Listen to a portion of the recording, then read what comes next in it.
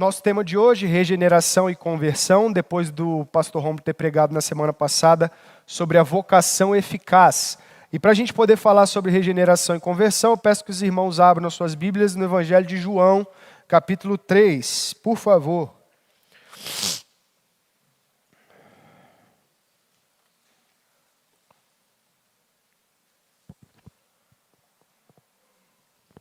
Se alguém tiver uma bombinha aí de bronquite, joga para mim, tá?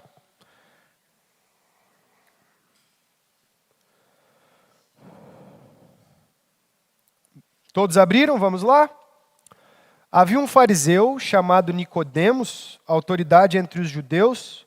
Ele veio a Jesus à noite e disse: Rabi, sabemos que ensinas da parte de Deus, pois ninguém pode realizar os sinais milagrosos que fazes se Deus não estiver com ele. Em resposta, Jesus declarou: Em verdade lhe digo que ninguém pode ver o reino de Deus se não nascer de novo. Nicodemos perguntou: Como alguém pode nascer quando já é velho? É claro que não pode entrar pela segunda vez no ventre da mãe e renascer. Jesus respondeu: Em verdade lhe digo que ninguém pode entrar no reino de Deus se não nascer da água e do Espírito. O que nasce da carne é carne, mas o que nasce do Espírito é Espírito. Não se surpreenda pelo fato de eu ter dito: é necessário que vocês nasçam de novo. O vento sopra onde quer. Você o escuta, mas não pode dizer de onde vem, nem para onde vai. Assim acontece com todos os nascidos do Espírito. Nicodemos perguntou: Como pode ser isso? Jesus disse: Você é mestre em Israel e não entende essas coisas? Em verdade lhe digo que falamos do que conhecemos e testemunhamos do que vimos, mas mesmo assim vocês não aceitam o nosso testemunho. Eu falei de coisas terrenas e vocês não creram. Como crerão se eu falar de coisas celestiais?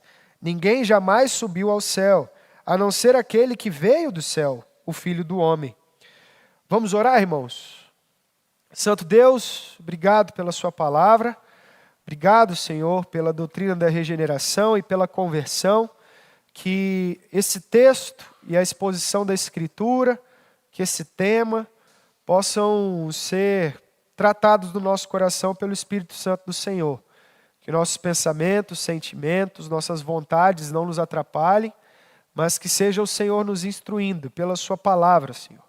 Nós oramos assim, pedindo o livramento de todo mal, pedindo a sua misericórdia e pedindo a sua santa sabedoria, Pai. No nome de Jesus.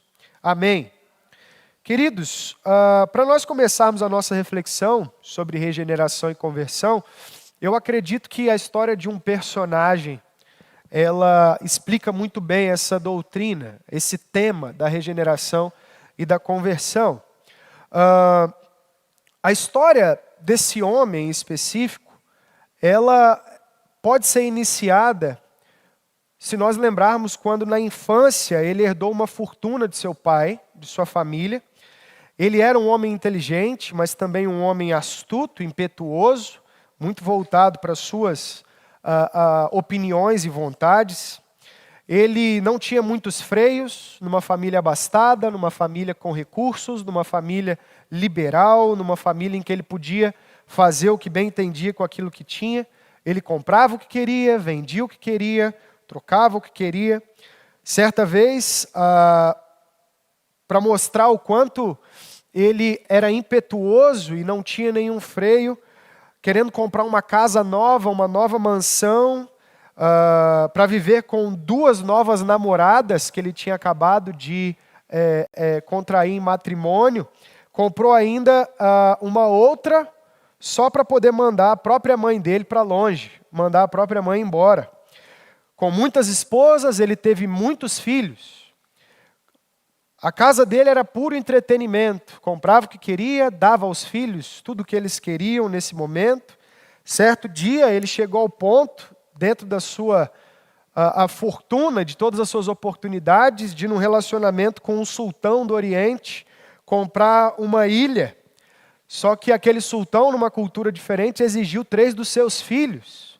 Dos filhos desse homem rico sobre o qual nós estamos falando, e ele não se poupou. Como nada o freava, entregou 3 dos seus filhos para um internato de escravidão daquele sultão. Ou seja, em troca de uma ilha, ele entregou os seus próprios filhos. Ele maltratava, então, os seus filhos de acordo com os seus próprios objetivos. Eles viam coisas impensáveis no meio das festas, das coisas terríveis, dos entretenimentos mais nefastos que a gente possa pensar de todos os tipos. Seus parentes constantemente eram frustrados por ele, suas esposas viviam brigando e brigando com ele entre si. E ele constantemente obrigava a todos e oprimia a todos a fazer tudo aquilo que ele queria. Então veio uma crise econômica em determinado momento da história, para a qual ele não estava preparado, então tudo se perdeu. A fortuna do pai dele tinha sido gasta em todos esses gastos, em todos esses benefícios que ele tinha durante a vida. Ela não tinha sido cuidada e investida, porque ele era, como eu disse, impetuoso, arrogante, vivia sem se preocupar com o amanhã.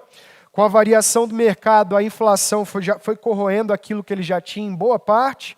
Ele tentou negociar mais alguns dos seus filhos, mas isso não deu certo.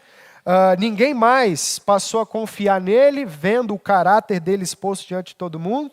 O caráter dele era duvidoso, ele não tinha mais o que oferecer para ninguém, então isso levou ele a um caminho de depressão. Ele ficou depressivo, sucumbiu ao uso de drogas, usou tudo o que era possível para fugir da dor, com tudo que tinha à disposição. O corpo dele começou a falhar, ele começou a desenvolver doenças, o coração começou a esvaziar. Então, rapidamente, no intervalo de poucos anos, um homem afortunado, que a gente via, poderoso, abastado, passou a ser conhecido como um homem fracassado. Certo dia ele até foi a uma igreja, quando um dos seus amigos de Gandaia o convidou, e foi exortado naquele momento a aceitar Jesus. Mas ele pensou, afinal, não traria tudo o que eu tinha perdido de volta, então aquilo não me chamou muito a atenção, ele falou em uma das suas biografias, né? E a situação ela não melhorou. Depois, no fundo do poço, após mais uma semana de notícias ruins, ele acabou lembrando das palavras daquele pastor.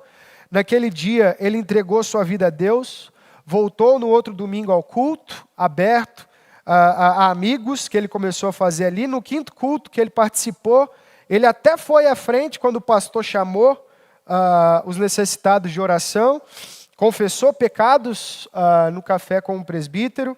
Um dos diáconos arrumou um emprego para ele, ele conseguiu se restabelecer no mercado de trabalho. Depois de resolver todos aqueles imbróglios conjugais, matrimoniais que ele tinha, ele se casou de novo, oficialmente. Foi atrás dos filhos que ele tinha espalhados pelo mundo, pagou as pensões que ele precisava. Hoje ele vive uma vida simples, vive na rua Adley, número 73, no bairro Santa Fé, em Campo Grande, Cariacica. Deus o regenerou e o converteu. Esse último aqui é brincadeira, tá, gente? Seria maravilhoso se a história terminasse assim, seria genial, não seria? Mas não é não, essa história aqui ela é só hipotética mesmo. Para que a história nos ajude a visualizar um homem poderoso, com tudo na mão, com todos os territórios, com tudo aquilo que ele desejava, até com uma ilha que ele pôde comprar, com todos os negócios possíveis, com todos os carros, com todos os objetos de entretenimento, da indústria, tudo na mão. Se entrega aquilo tudo, se entrega ao seu próprio ímpeto, se perde, se destrói, se encontra num momento de completa queda, e então, se humilhando diante de Deus, ele é resgatado, é enxertado no meio da vida da igreja, é recuperado e convertido a uma nova postura, a uma nova vida, nascendo de novo, uma nova criatura. Então não, seria sensacional se fosse nosso vizinho aqui, aí eu ia pedir para ele levantar aqui no meio do culto e falar, aí ó, o homem da história não é, quem dera. Mas a história ela serve para apontar para um outro homem que a gente conhece da Bíblia, que é o Manassés, no segundo livro das Crônicas, capítulo 33. Eu peço a atenção dos irmãos para lerem junto comigo. Porque na história desse homem, a partir do que Jesus ensinou a Nicodemos, a gente vai aprender de forma bem prática e direcionada o que é a regeneração e o que é a conversão. Duas doutrinas fundamentais para nós. Segundo livro das Crônicas, capítulo 33. Acompanhem, por favor.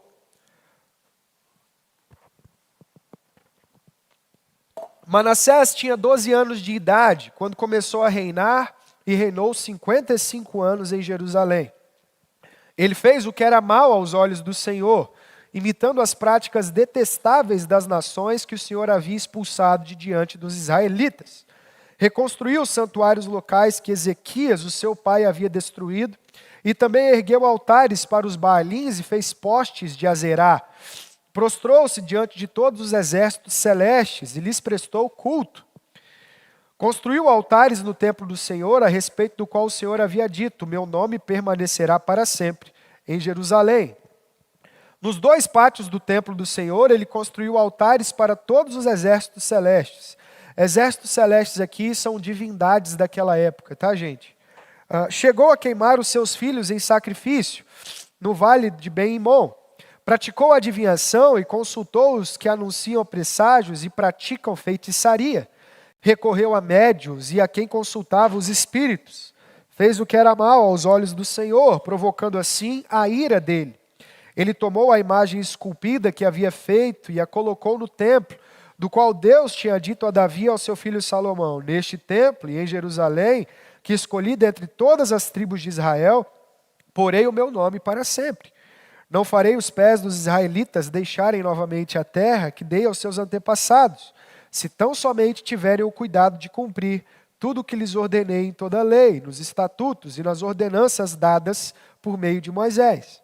Manassés, porém, desencaminhou Judá e o povo de Jerusalém, a ponto de fazerem pior do que as nações que o Senhor havia destruído diante dos israelitas. O Senhor falou a Manassés e ao seu povo, mas não lhe deram atenção. Por isso, o Senhor enviou contra eles os comandantes do exército do rei da Assíria, os quais prenderam Manassés, colocaram-lhe um gancho no nariz e algemas de bronze e o levaram para a Babilônia. Em sua angústia, ele buscou o favor do Senhor, o seu Deus, e humilhou-se muito diante dos seus antepassados. Quando ele orou, o Senhor o ouviu e atendeu ao seu pedido, e o trouxe de volta a Jerusalém e ao seu reino. Assim, Manassés reconheceu que o Senhor é Deus. Depois disso, ele reconstruiu e aumentou a altura do muro externo da cidade de Davi, a oeste da fonte de Giom, no vale até a entrada da porta dos peixes, ao redor da colina de Ofel. Também pôs comandantes militares em todas as cidades fortificadas de Judá.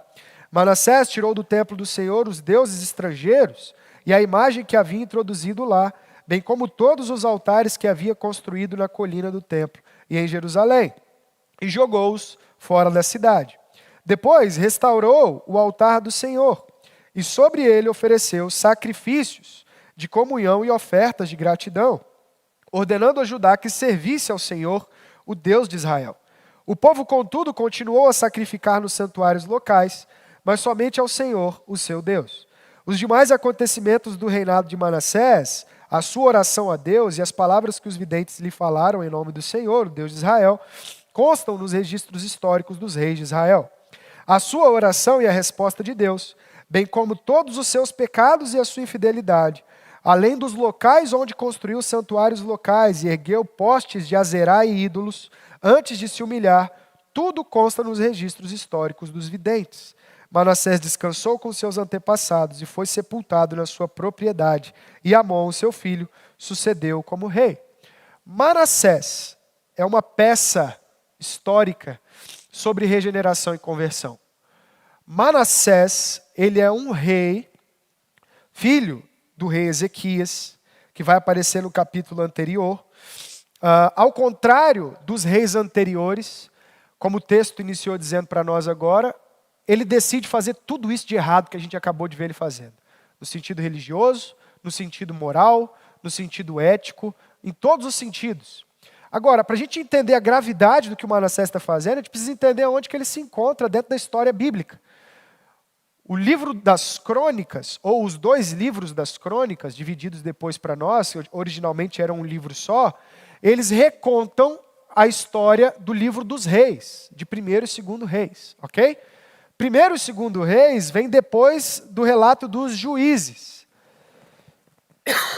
ok? Entre juízes e reis nós vamos ter os livros de Samuel, que contam a história do reinado, ok? Como que chegamos até aqui? Fomos criados no jardim, caímos, nos separamos de Deus. e decidimos viver nas nossas cidades, nos entregando o tempo todo aos ídolos e às práticas das culturas por onde passamos. Fomos escravizados no meio de uma cidade chamada Egito. Deus decidiu resgatar o seu povo de lá e os libertou de Faraó. Lembram de Moisés? Depois de toda a história de José, depois com a história de Moisés, o povo de Deus é liberto e enviado para o deserto. E no deserto mesmo, Deus já resgata o seu povo, dando de novo para eles uma lei para obedecer e dizendo simplesmente assim: eu vou resgatar aquela desobediência que vocês perderam. Vou dar uma oportunidade nova de vocês obedecerem. Aqui está a minha lei. Por isso vamos receber a lei do Sinai. E no deserto, Deus dá um lugar para se relacionar com ele, o tabernáculo, ok? E o povo vai viver no deserto. Vamos passar um grande período no deserto. Leiam o livro do Êxodo, leiam esses livros. Mas a grande promessa que guiava o povo no deserto é: darei para vocês uma nova terra. No meio desse sofrimento todo, eu vou dar para vocês um novo lugar que vai lembrar o jardim que vocês perderam, ok? Vou acabar essa parte histórica já, tá, gente? Peço que olhem para mim. Do meio do deserto, eu vou resgatar vocês para uma terra que mana leite e mel. Uma terra que vai se assemelhar àquela que era muito boa, a do jardim que vocês perderam. Quando vocês entrarem nessa terra prometida, o que vai acontecer com Josué, ok? Beleza?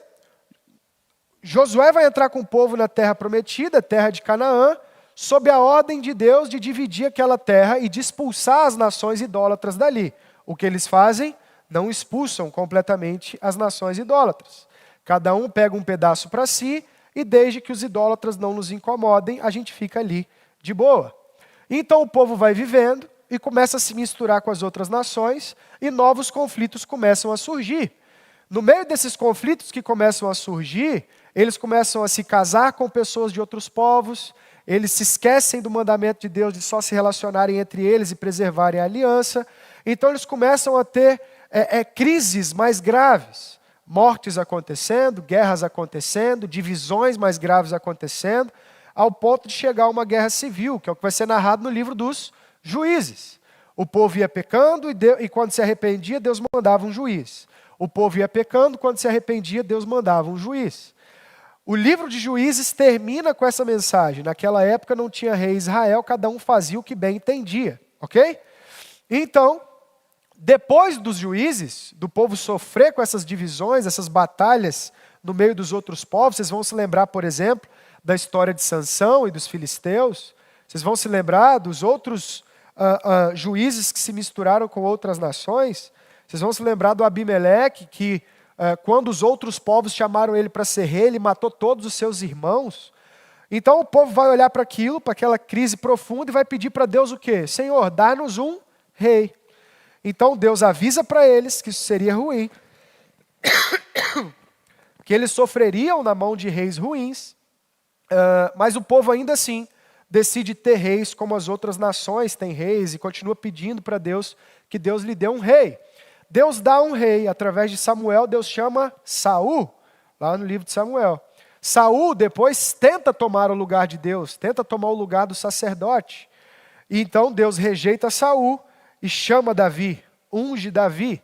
Davi então vai resgatar a aliança de Deus. O povo de Israel, no segundo livro de Samuel, no primeiro livro dos reis, vai experimentar um período de paz, mas logo depois nós somos lembrados dos pecados de Davi, do adultério, das consequências desse adultério e de como isso leva o povo de Deus também a sofrer. Depois vem Salomão. Salomão, filho de Davi, ele recebe a missão de construir o templo, isso é realizado, mas Salomão ele descumpre todas as leis dos reis previstas em Deuteronômio. E depois de Salomão, o morro ele parece ficar cada vez mais baixo, tá? Jeroboão, Roboão, nós vamos chegar na época em que o reino ele vai ser dividido e alguns reis vão tentar resgatar isso, até que só lá na frente Josias vai resgatar a Páscoa, a aliança e assim por diante. Manassés ele está no meio dessa história, entre reis mais ou menos que tentam resgatar a lei de Deus e reis ruins que constantemente caem em idolatria e se afastam de Deus. Manassés é um dos piores. O espírito de Manassés passa a ser conhecido na Bíblia como um espírito de maldade, como um espírito de afastamento de Deus. Esse é o Manassés. Manassés, então, no livro dos reis, ele é um daqueles que está no período em que o povo se afastou completamente de Deus e está se aproximando do cativeiro babilônico. Não à toa, Manassés é capturado pelos assírios, como a gente leu no texto aqui. Os assírios são os primeiros a tomar o reino de Israel quando o cativeiro babilônico ele vai começar e o povo vai sofrer distante da terra até Deus permitir que ele retorne para um período de paz, ok? Só para situar-nos aqui dentro da história bíblica, Manassés está no período que vem depois dos juízes, o período dos reis, e o período antes dos profetas que vão anunciar a vinda do cativeiro babilônico, ok? Aqui Isaías já estava escrevendo, Jeremias já estava escrevendo, anunciando que por conta dos pecados do povo o cativeiro viria. E Manassés é um grande exemplo desses pecados do povo que levaria o povo para esse sofrimento do cativeiro. Ok, gente? Então só para vocês entenderem aqui onde a gente está no texto bíblico, senão não adianta a gente caminhar para as aplicações depois. Só que, ainda assim, para Manassés, num contexto em que tudo o que a gente vê na história bíblica é pecado, é o povo caminhando para o cativeiro, porque merecia aquele cativeiro, porque merecia aquele castigo, o que a gente está vendo é Manassés cometer pecados graves, e a história faz questão de mostrar isso. Ele pega o templo, o lugar que Deus tinha dado ao povo para substituir o tabernáculo era o lugar onde os sacerdotes iam com o povo no meio do deserto para falar com Deus, enquanto eles caminhavam na direção da terra prometida. O templo ele é estabelecido em Jerusalém, um lugar onde Deus vai se relacionar com o seu povo, construído em detalhes, desde a sua arquitetura, a forma como ele ia ser organizado. Por quê? Deus pretendia com o templo resgatar o relacionamento dele com o seu povo. Ali Deus habitaria de novo. Ali aquilo que foi perdido no Éden seria resgatado. Por isso, se nós lermos com atenção a construção do templo, a gente vai ser lembrado que as paredes do templo eram decoradas com flores, arbustos, árvores, porque a ideia do templo é Deus está de volta. Há um pedaço do céu retornando para nós. Deus veio se relacionar com o seu povo. A igreja vai ser essa figura depois. Não tem mais templo, porque Jesus é o templo que nos liga a Deus, mas a igreja é o ambiente onde os dons do Espírito são comunicados, onde os dons do Espírito aparecem. A igreja é o pedaço do céu presente hoje para nós, graças a Deus. Só que, olhando para isso, Manassés, ele ainda assim abre espaço para os exércitos celestiais, para Astarote, para deuses da época que afastavam todo o povo do Senhor. E o texto bíblico faz questão de mostrar isso quando menciona que até a Moloque ele cultuou. Lembram da história do início, do personagem hipotético que eu estava falando? Que ele deu os seus filhos em troca de uma ilha. Manassés fez pior. Ele sacrificou os filhos dele a Moloque como rei, clamando por poder aos outros deuses. Ele sacrifica filhos para que o império dele possa crescer a um deus daquela época. Moloque era uma divindade que, para ser tratada pelos pagãos naquela época, recebia o sacrifício de filhos, crianças, recém-nascidos. Nós vamos falar já já se isso tem a ver com a gente ou não. Mas o ponto aqui é, o que o texto bíblico está querendo mostrar? O caminho do povo para o cativeiro ele é justificado e vai vir um castigo porque os reis de Israel, que deveriam zelar pela aliança do Senhor, eles estão cometendo os piores dos pecados. Eles não estão só esnobando de Deus, mas eles estão destruindo aquilo que Deus criou para ser bom. Eles estão atacando aquilo que Deus fez para que o seu povo fosse tratado e conduzido. Mas a história ela é surpreendente, porque Manassés é o pior dos reis, mas no caso dele, é narrado um processo de conversão.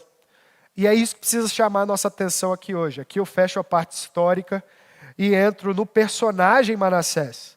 O Manassés, ele é um dos piores reis possíveis. Talvez dê para comparar ele com o que o Jeroboão vai fazer.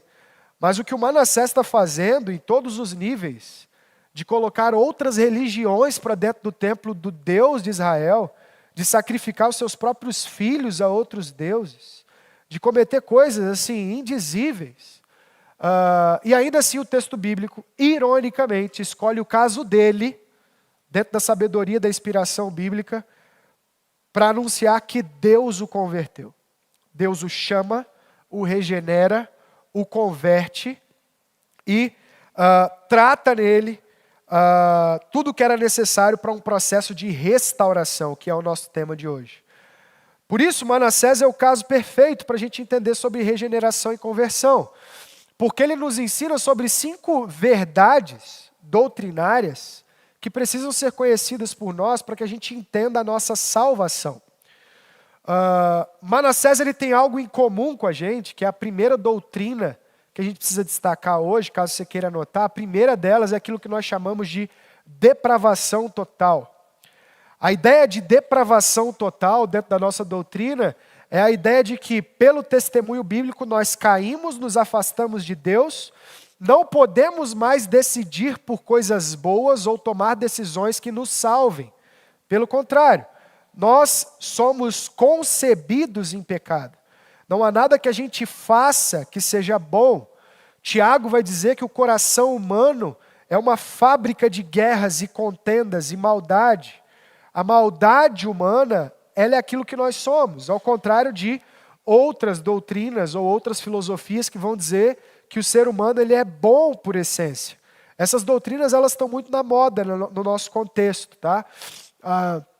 As doutrinas que tentam nos definir pela nossa inteligência, pelos nossos sentimentos, aquelas que dizem, por exemplo, que nós somos o que sentimos, que tudo que nos falta é oportunidade. Essas doutrinas elas partem do pressuposto que nós somos bons e que algo está nos atrapalhando a sermos plenos. Para a perspectiva bíblica, isso é mentira, simples assim. Nós somos maus, caídos, e carecemos da intervenção de Deus para que a gente seja tirado dessa condição. Ok? É o que está acontecendo com Manassés. Num estado de podridão, em todos os sentidos, ele vai ser chamado por Deus. Olha o versículo 10, por favor.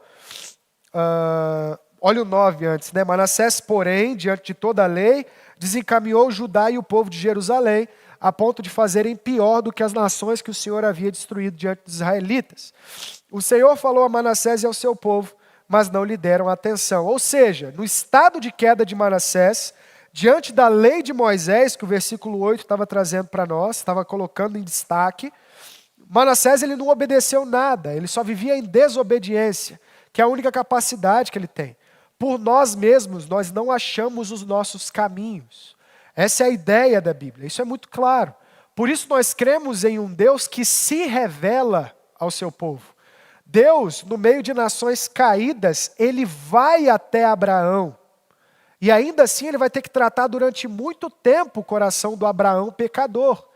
A gente fala muito do Abraão, pai da fé, se esquecendo que Abraão ele vivia no meio das nações daquele tempo. Abraão, Ló, eram todos parte de nações que abandonaram o Senhor. Abraão vai aparecer no capítulo 12 de Gênesis. No capítulo 11, o que era narrado era a Torre de Babel. Nações fugindo de Deus, se protegendo de Deus e tentando superar a necessidade de Deus. Vamos construir e chegar até Deus da forma como precisarmos. Não precisamos dele. E então Deus decide ir até esse homem chamado Abraão e chamar ele prometendo o quê? Vocês me abandonaram, perderam o jardim que eu dei para vocês, mas eu vou dar a vocês uma terra nova, vou dar uma descendência grande e dela virá o Salvador. Então, Deus vem até Abraão. O que o texto bíblico está mostrando para nós? Nós caímos. Se olharmos para o restante dos capítulos antes disso, de Gênesis 1 a 10, a gente vai ver a maldade do homem imperando. Antes de Noé e depois de Noé. O que o ser humano é depois da queda? O ser humano é depois da queda luta contra Deus. Resistência a Deus. Nossa alma não deseja a Deus, não quer a Deus. Nosso corpo não quer a Deus. Rômulo brinca aqui sempre que ele tem oportunidade, sobre quando a gente quer ir para o shopping, é muito fácil a gente se arrumar, sair alegre, separar o cartão de crédito. Agora, fala que você vai fazer um projeto missionário. Ajoelha no seu quarto sozinho para orar, para você ver o soco no estômago que você toma do tentador. A ideia por trás desses exemplos é mostrar o seguinte: nosso corpo, nossa alma, depois da queda, não desejam o Senhor. O Senhor vem até nós e nos busca dos nossos pecados e iniquidades. E aí vem a segunda doutrina, que é a eleição incondicional. A eleição incondicional, ela nos diz que Deus, Ele elege os seus salvos, Ele age no coração através do Espírito, transformando de dentro para fora, e aí sim tirando as pessoas dos seus pecados. Pecadores são resgatados do seu lamaçal quando Deus os busca por uma ação que não envolve qualquer habilidade deles, ou qualquer capacidade deles. Pastor Rômulo falou bastante disso semana passada, quando ele falou da vocação eficaz. Mas por que destacar isso aqui agora? Porque nós vemos no caso de Manassés que na depravação dele, Deus vem até ele e o chama. Como a gente leu agora há pouco no versículo 10 e 11. Deus vem, chama e vai no coração de Manassés agir, transformando aquilo que ele tinha dentro de si. Isso é eleição incondicional. A terceira dessas doutrinas, que são importantes para nós, é a expiação limitada. Deus, ele age e chama aqueles que ele quer salvar. Deus age no coração, traz para perto de si aqueles que ele separou para a salvação. Isso tem tudo a ver com o texto em que Jesus falava com Nicodemos e que nós lemos no início. Se vocês olharem comigo junto para o texto, não só na parte que a gente leu, mas na sequência também, olha aí comigo, por favor, João 3. Jesus, ele está dizendo que, em primeiro lugar, é necessário nascer de novo. E, em segundo lugar, quem nasce de novo? Aquele a quem o Espírito quiser salvar. Quando ele diz que o vento sopra onde quer, no versículo 8, você o escuta, mas não pode dizer de onde vem nem para onde vai. Assim acontece com todos os nascidos do Espírito. A palavra vento, no versículo 8, é a mesma palavra para espírito, pneuma. A ideia de sopro, de vento. Ou seja, Jesus dizer que o vento sopra onde quer é dizer o seguinte: o Espírito salva quem Ele quer. O Espírito faz nascer de novo quem Ele quer. Ok? E Ele está dizendo isso em resposta à dificuldade de Nicodemos. Quando Jesus diz, é necessário nascer de novo, Nicodemos. Nicodemos então pergunta, e Jesus é ambíguo de propósito, né? Os comentaristas falam. Porque Nicodemos reage dizendo o seguinte: como assim nascer de novo? Eu vou entrar de volta no ventre da minha mãe para depois sair? E Jesus fala, não, precisa nascer da água e do Espírito. Jesus está mencionando o batismo de João, para perdão de pecados. E o novo Espírito que vem do perdão de pecados é o Espírito de vida e não de morte. Mas para quem é dado esse Espírito? Quem o Espírito quer. Esse é o ponto. Ele sopra onde quer, ele vai aonde quer. Essa é a doutrina da expiação limitada, que para nós significa o seguinte: Jesus salva a todos aquele que Ele quer através da ação do Espírito. E é o que vai dizer a sequência do texto no versículo 16, que a gente não leu agora há pouco, mas é um versículo famoso no meio evangélico cristão, né? Porque Deus tanto amou o mundo que deu o seu Filho unigênito para que todo aquele que nele crer não pereça, mas tenha a vida eterna. Muitas pessoas vão olhar para esse texto, mais pessoas do que deveria, né? E dizer bem assim, está vendo? Está escrito, porque Deus tanto amou o mundo, ou seja, Ele vem salvar a todos. Mentira, porque a sequência do texto deixa claro que para todo aquele que nele crer. E quem crer? Aquele que é alcançado pelo Espírito e pela intervenção desse vento que é incontrolável. Ok? A expiação, por isso, ela é limitada. Por quê? Porque através do Espírito vai ser salvo e transformado, vai nascer de novo aquele que o Espírito chamar à salvação. aquele que o Espírito tirar da morte e dos pecados. Por isso, limitada e não universal, tá? Não ilimitada. Limitada porque ela é para aqueles que são salvos, ok? Isso nos permite sair por aí julgando quem é salvo ou não? De forma alguma. Mas isso nos mostra que quem salva é o Espírito, e não a moral humana, não as condições humanas, não a vontade humana, não os atos humanos e por aí vai, ok? A quarta doutrina é a graça irresistível, que o pastor Rômulo também trabalhou na semana passada, que ela faz parte da doutrina da vocação eficaz, a ideia de que o Espírito ele age sobre nós, de uma forma que nós não conseguimos resisti-lo. Aquele que é transformado, ele é transformado de dentro para fora e surpreendido pela fé. Ele não faz nada que possa afastá-lo de Deus. O que é salvo, ele é salvo pela ação do Espírito e contra a sua vontade e de forma incondicionada. É o que está acontecendo com Manassés. Manassés é chamado, ele rejeita a Deus e no meio do seu sofrimento, ele se prostra diante de Deus. Por quê? Porque ele não resiste a essa graça que foi o buscar. É o que acontece diante dos grandes chamamentos bíblicos. Acho que o exemplo claro desse é a vocação de Saulo. Saulo, Saulo, por que me persegues? Ele cai, escuta e responde: quem és tu, Senhor? E então o Senhor responde: eu sou Jesus, a quem você está perseguindo. Saia, vá para aquela cidade, lá você vai ser tratado e vai pregar em meu nome. Saulo, ele é derrubado por essa graça que ele não conseguia resistir. Pelo contrário, ele perseguia essa graça. Mas quando ele é alcançado pelo Espírito, a disposição de vida dele muda completamente, ele é convertido para novas ações, assim como Manassés. E a última dessas doutrinas, a quinta, é a perseverança dos santos. A ideia de que aqueles que o Espírito chamou, ele vai perseverar neles até que eles entrem pela glória eterna. Então, a ideia aqui é de que aqueles que tiverem que ser salvos, serão salvos. Todas as nossas vidas, pela providência de Deus, estão sob o governo e sob o domínio da soberania de Deus em todos os seus detalhes, ok? Deus governa todas essas circunstâncias para, se for da sua vontade, nos conduzir à sua salvação. Por isso, perseverança dos santos. A ideia de que aqueles que são feitos santos permanecerão santos, tá? Aquele famoso dito que nós conhecemos no meio calvinista como sendo uma vez salvo, salvo para sempre. Isso é verdade, e é verdade bíblica. Porque Jesus age naqueles que Ele quer salvar. Ele salva com os seus meios. Lembram do crucificado do lado de Jesus? Lembram? Do ladrão? Jesus olha para ele e fala: não, fica tranquilo, hoje ainda entrará comigo no paraíso. Ele tinha dado algum sinal de salvação? Ele tinha dado algum testemunho de arrependimento? Não.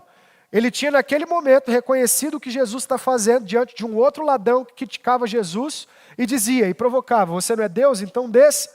Jesus então olha para ele e decide salvá-lo. A grande mostra daquilo ali é que os santos são conhecidos pelo Espírito. E o Espírito persevera neles para salvá-los. E aí alguns vão criticar isso e vão olhar, né? Assim, alguns do nosso tempo, com muita imaturidade teológica, vão olhar naquelas brincadeiras, né? E dizer bem assim: nossa, mas então eu posso viver de qualquer jeito, que o Espírito vai me salvar? Nós vamos ver que não, porque a conversão, ela exige uma mudança de vida, ok? Mas o Espírito, ele salva, e salva pela sua ação, e essa é a nossa segurança. Porque somos pecadores. A nossa segurança nunca vai estar nas nossas ações. A nossa segurança ela sempre vai estar na perseverança do Espírito. Amém? Falar de doutrina às vezes é chato, o amém vem fraco, mas é a doutrina que nos mantém de pé. Porque a gente não vai sair amanhã caindo em qualquer propaganda por aí dizendo que faça o que você sente. Faça, o que importa é você se sentir bem. Porque o que está te aprisionando são as amarras da sua mentalidade de miséria, dizendo por aí. Não, o que importa é você ter um drive novo, que vai te libertar para novas coisas. Você precisa de novas ferramentas. Você precisa valorizar o seu eu, porque foi esse eu que foi prejudicado. Mentira, gente. A mensagem bíblica ela é muito clara: depravados são eleitos, expiados dos seus pecados, por uma graça que não depende deles, e o Espírito vai perseverar em nós e nos preservar até o momento que entrarmos pelos portões celestiais. Agora eu posso ouvir um amém? Um amém daqueles que creem na sã doutrina, porque é isso que foi transmitido a nós pelas Escrituras, é isso que o povo de Deus nos ensina, e o Manassés é um exemplo disso. Agora, a conversão, ela é um resultado desse processo de regeneração que o Espírito gera em nós. Só que para a gente poder seguir, eu preciso aqui de forma didática, só a partir dessas 5 doutrinas, se vocês quiserem ler mais delas, elas estão num documento chamado Os Cânones de Dort, que é uma confissão de fé importante para nós do século XVII. Tá? Lá toda a questão sobre salvação está muito bem respondida lá para todos nós. A gente não precisa ter dúvida quanto a isso. Somos pecadores? Sim. Somos os piores possíveis? Assim como Paulo pregou, eu sou o pior deles? Sim. Mas somos, no nome de Jesus, eleitos. Somos eleitos, espiados, pela graça tratados, e o Espírito persevera em nós e nos dá a segurança de que não perderemos essa salvação. Isso aqui é maior paz do que isso. Isso aqui é maior segurança para viver no meio do nosso Instagram conturbado, cheio de propostas diferentes. Essa é a nossa segurança. E no que ela resulta? Na regeneração.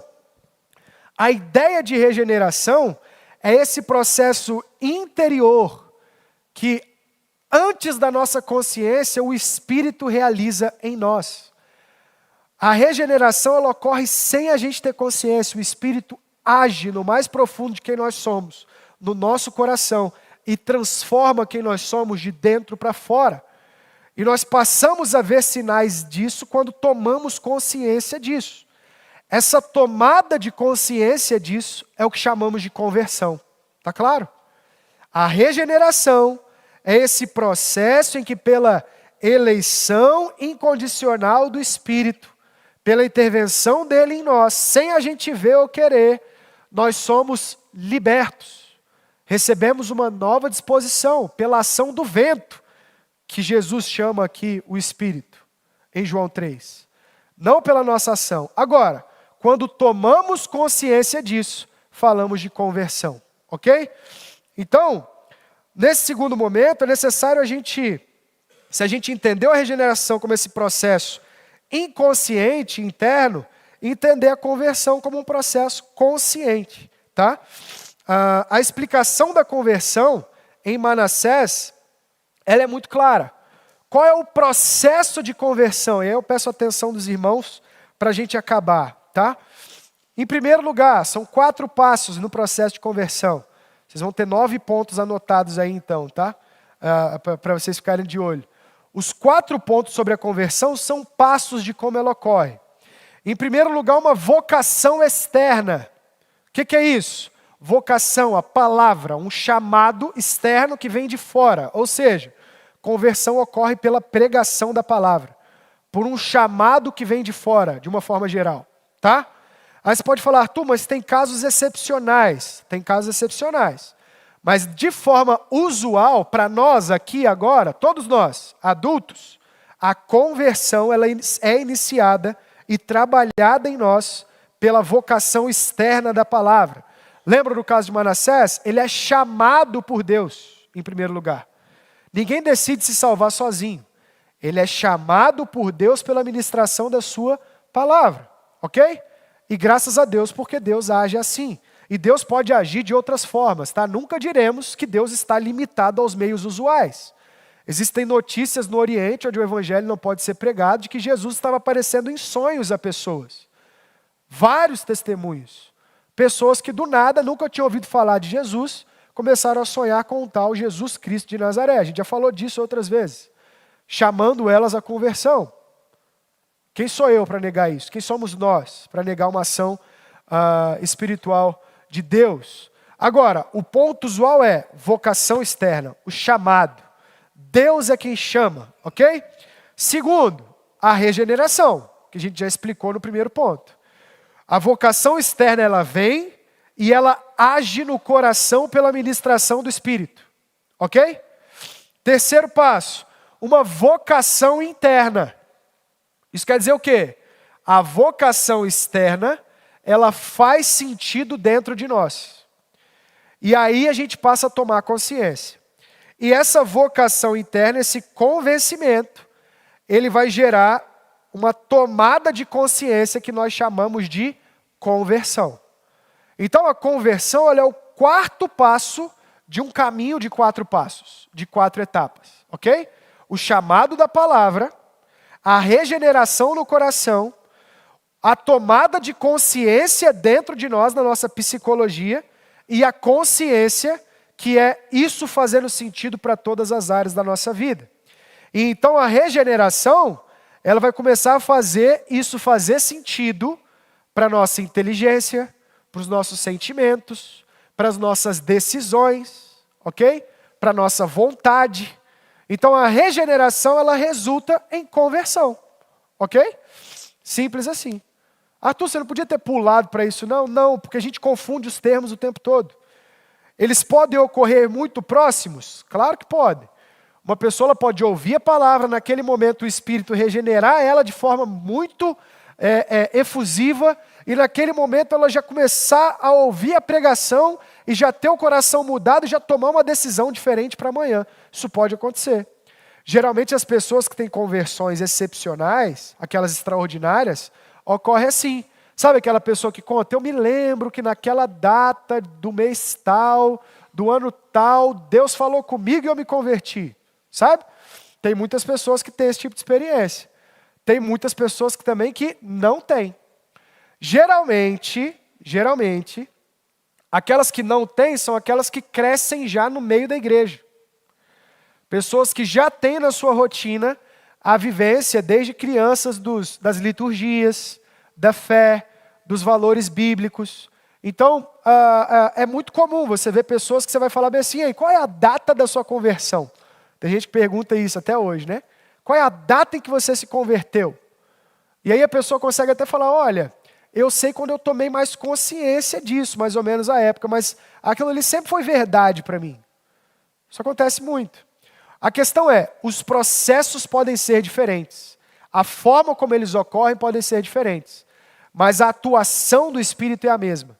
Quem convence é o Espírito, no coração, age para a salvação, para a eleição, regenerando, e depois nos permite tomar consciência de dentro para fora.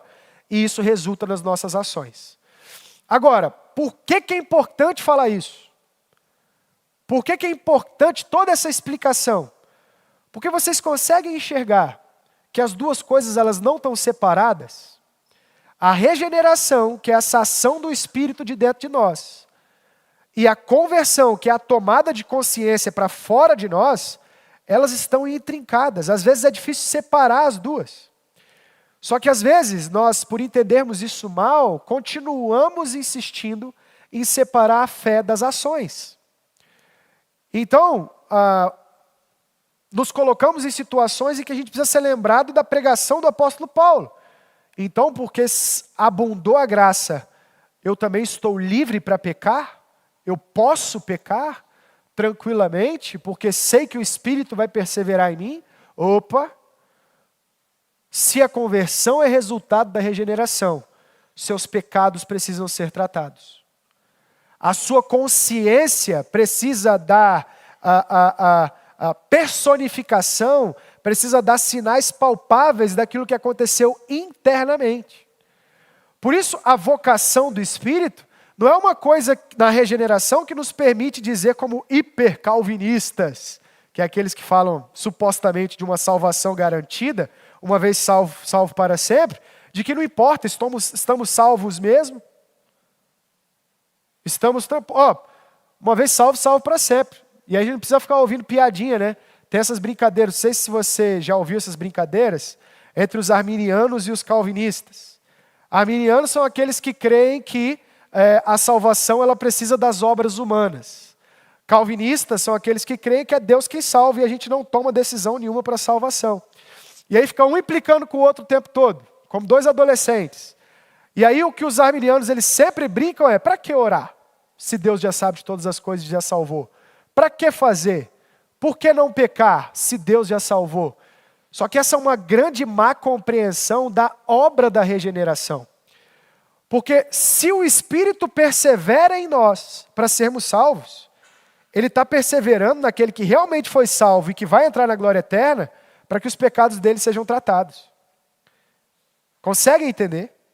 Que depois a gente vai falar em outro domingo, sobre o processo da santificação.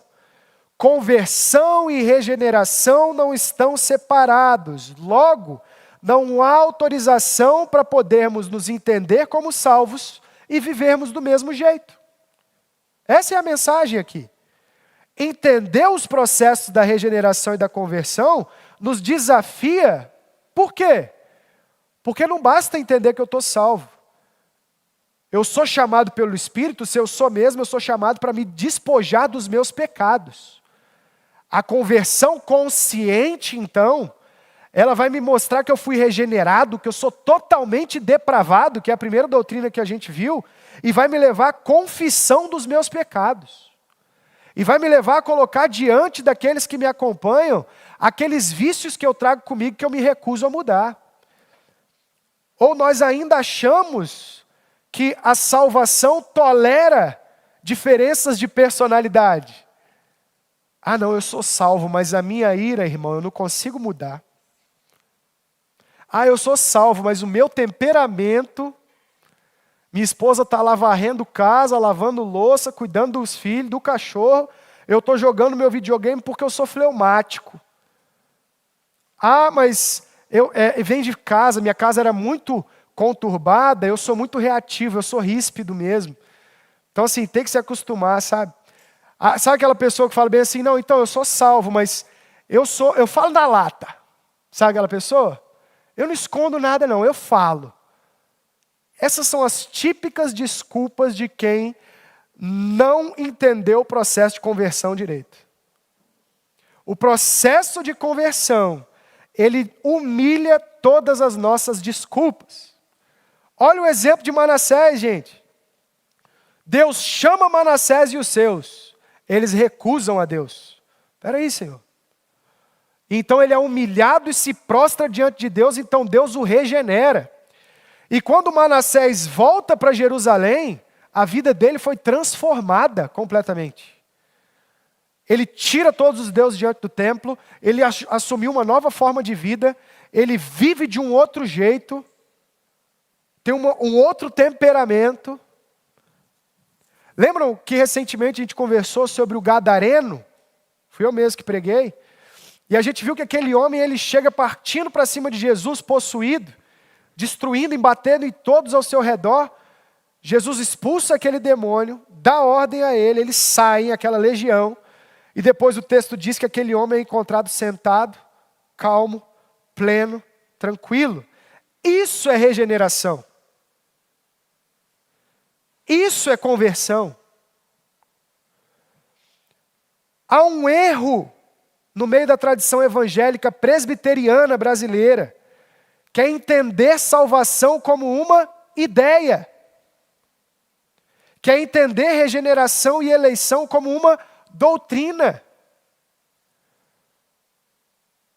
Nós admiramos boas ideias, somos conhecidos como presbiterianos por sermos mais frios, porque somos mais inteligentes. O pessoal brinca, né? Nossa, a igreja presbiteriana é gelada, não sei o quê. Quando a pessoa brinca comigo, eu falo, vamos lá, irmão, para você ver como é que é mesmo. Se a gente é tão inteligente assim, ou se a gente é tão gelado assim. Porque isso é um grande estereótipo errado. Porque as doutrinas, elas só fazem sentido na vida real, da mudança de vida que a fé traz. Salvação não é uma ideia bonita para a gente falar com bons argumentos sobre as confissões por aí. Regeneração não é uma doutrina legal que o pastor pregou no domingo e que eu consigo ter como um suporte para a minha vida intelectual. E então eu viver tranquilo porque minhas contas estão pagas. Querido, a regeneração é um grande desafio. É Deus pegando Manassés, botando ele prostrado no chão, humilhando a ele, como o texto disse, e fazendo com que ele visse a podridão que ele era. Só que às vezes, é difícil entendermos as doutrinas bíblicas porque não nos achamos ruins como Manassés. Afinal de contas, não sacrificamos nossos filhos a Moloque, não é mesmo? Será? Vivemos a geração em que as crianças são deixadas das 6 da manhã às 18 da tarde em creches. Você quer um sacrifício maior a Moloque do que esse? Vivemos a geração em que maridos casados são viciados em pornografia. Você quer maior sacrifício a Afrodite que esse? Afrodite é a deusa da sexualidade grega. Vivemos em casas em que o marido ou a esposa não se encontram para fazer uma devocional durante a semana, porque estão buscando os seus sonhos e objetivos, trabalhando de segunda a sábado, enquanto estão na igreja no domingo, estão vendo o celular, por conta de um Deus chamado Mamon. E a coisa piora. Somos violentos, arrogantes, impacientes. A nossa geração é comparativa, invejosa. Por conta do período das redes sociais, nós vivemos o tempo todo cultuando a fertilidade dos outros, como a Diana dos Efésios. Pelo Instagram a gente vê o quintal do outro, o carro do outro, o físico do outro, a rotina do outro. Quer ver uma coisa que machuca o ser humano do século 21? É ver ao meio-dia que um outro ser humano saiu às 5 da manhã para fazer uma corrida. Aí você fala, o que esse miserável tem na cabeça? Que eu mal acordei, comi uma banana e estou respondendo e-mail até agora. Gente, Manassés parece um caso absurdo, mas nós abandonamos a Deus há muito tempo. O nosso coração foi tomado pelas liturgias do nosso tempo há muito tempo. Não temos tempos uns para os outros, não temos tempos para os nossos filhos, não temos tempo para os amigos, porque o nosso coração está formado pelos ídolos da época. E a gente poderia seguir citando deuses e mais deuses, um atrás do outro. O deus Ares tomou conta do mundo. Por quê? Porque nós nos filiamos a políticos. Porque o que importa são os objetivos ideológicos serem implantados no mundo. Ares, Atena, os deuses gregos, não Yahvé. Yahvé que é o Deus que elege, salva, chama para a vida, chama para a aliança. É isso que é regeneração, gente. Regeneração, como no caso de Manassés, por isso que ele é o caso perfeito, é tirar o coração dos outros deuses e colocar o coração no único Deus verdadeiro. E a única forma, é aí que dói, porque isso não é uma ideia. Isso ganha forma na forma como vivemos a nossa vida. Quer ver quais são os deuses que podem estar te atrapalhando? Olha a sua agenda. Veja se os ritmos da sua rotina são ritmos de Mamon, de Afrodite, de Ares, de mais o que eu citei? De sei lá mais o que. Porque a sua rotina vai revelar qual Deus você tem servido. Manassés tinha entregado o templo de Deus aos Baalins. E aí a gente precisa se lembrar de Elias. Vocês querem seguir os Baalins? Sigam. Agora, no templo de Yahvé, não venham cultuar Baalins. Como discípulos de Cristo, percebam o que Deus está fazendo com vocês. Porque se não entendermos direito o processo de regeneração e de conversão, deixamos de aproveitar os benefícios de Cristo que recebemos pelo Espírito nas regiões celestiais, que são muito maiores do que meras ideias, que nos satisfazem nos domingos. É uma transformação de vida completa, de dentro, que passa pelos sentimentos, então o seu temperamento vai mudar em nome de Jesus, que passa pelos valores, então suas ideologias têm que mudar. Às vezes nós somos sensíveis demais, E a igreja ela, o tempo todo colocada contra a parede para falar dos valores da época e a gente fica reticente. E aí a gente tende a responder e está certo em dizer que todos são livres e autônomos para ter as suas próprias ideologias. Mas a gente precisa ir além, gente. No meio cristão, toda ideologia, direita ou esquerda, liberal ou conservador, normal ou maluco, sei lá, tem um monte aí. Todas precisam ser cativas à cruz de Cristo. Isso é conversão. Conversão é não se definir pelos padrões da época. Conversão é se definir pelo que Cristo fez por nós. Esse é o preço da cruz. Regeneração de dentro, para mudança de tudo, até as ações. Se não entendermos isso direito, perdemos tempo e perdemos os benefícios da cruz. Não são ideias, queridos. Não são doutrinas. O que chamamos de doutrinas e expomos aqui são os valores do reino encarnados na vida da igreja. Isso é doutrina.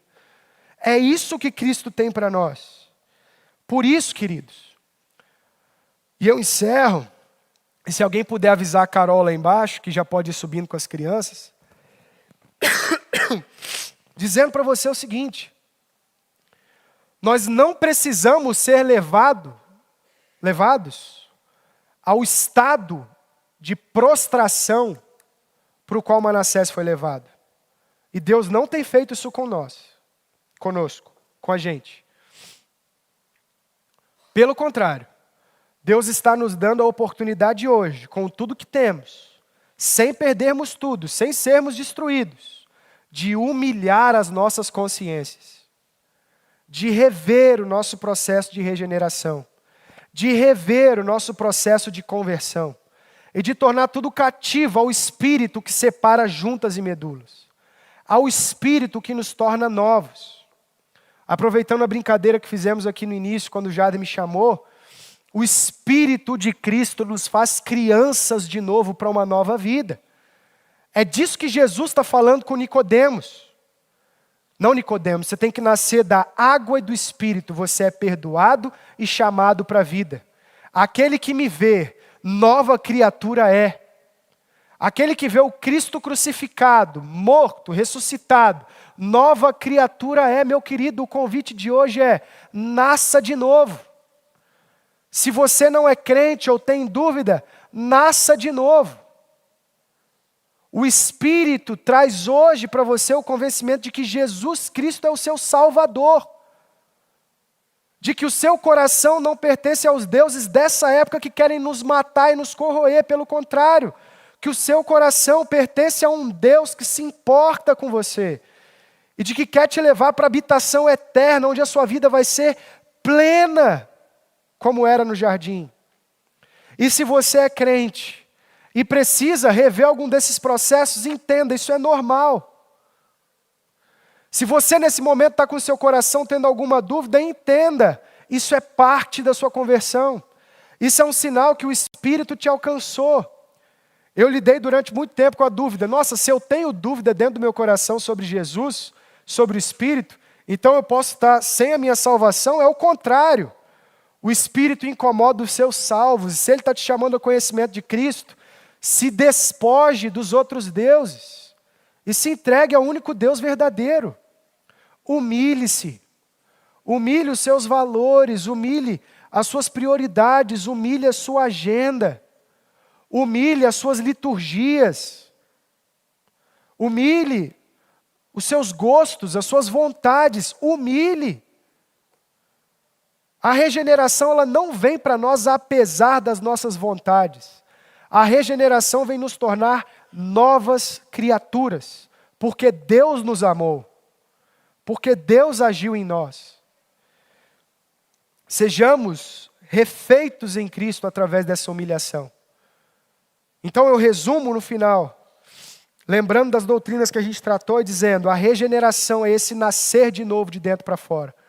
E a conversão é esse processo consciente, em que a regeneração alcança todas as áreas da nossa vida. Humilhe-se diante de Deus como Manassés. O pior dos reis foi transformado por que não nós, pecadores? Por que não nós, caídos e necessitados de Deus? Para fechar, enquanto as crianças sobem, pode vir vindo, Carol. E em homenagem a elas, queria que vocês abrissem nos celulares de vocês aí, uma música chamada O Autor, de uma banda chamada Preto no Branco. Quem conhece?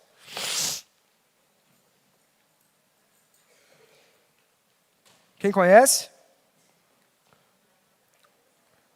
Abriram aí? Vamos lá, gente, vamos abrir para vocês me acompanharem na leitura. E vai ser muito legal ler isso com eles do meu lado aqui. Presta atenção aí, por favor. Essa música é muito legal, escutem hoje de tarde e se lembrem da regeneração e da conversão. Olha que legal. Quando a gente é criança, tudo é lindo e colorido de ver. As lembranças da infância, do primeiro beijo ao primeiro amor. E por falar em amor, dói no peito perceber que a ferida que mais dói vem de quem a gente ama. É preciso compreender que para tudo há uma razão. Sei que cicatrizes são provas do meu crescimento. Minha vida, eu sei, daria um livro bom. É que o autor que escreveu a minha história sabe bem o que é melhor para mim. E me amou, tanto que me fez saber. Tudo é parte do seu plano para me ver sorrir. Quando a gente é criança, a ferida mal se abriu, já sarou. Visitar o jardim de infância é manter a alma aberta para o amor. Mas a gente quer crescer, ser adulto, tudo bem, e se esquece que no céu só entra quem for criança. Não se vence um dragão com espada de papel. Tem que amadurecer, sem perder ternura. É, a vida eu sei, daria um livro bom. E aí de novo vem o refrão. É que o autor que escreveu a minha história sabe bem o que é melhor para mim. E me amou tanto que me fez saber. Tudo é parte do seu plano para me ver sorrir. Queridos, isso é regeneração. Isso é conversão. Que a mensagem da conversão não seja um peso para você, mas seja um renovo da infância. Seja um renovo de quem Deus nos fez para sermos. Todos aqui temos histórias diferentes, caminhos diferentes, mágoas diferentes, cicatrizes diferentes, traumas diferentes. Mas a mensagem de hoje é: há um autor para cada uma dessas histórias. Um autor que decidiu nos regenerar em Cristo, nos eleger, nos chamar e nos converter para vivermos em paz, como crianças tranquilas, calmas, serenas, que recebem do Pai aquilo que precisam e vivem bem. Amém? Que a gente se regenere em Deus, que a gente se converta em Deus a cada dia e que a gente se anime. O Espírito Santo quer nos fazer crianças de novo.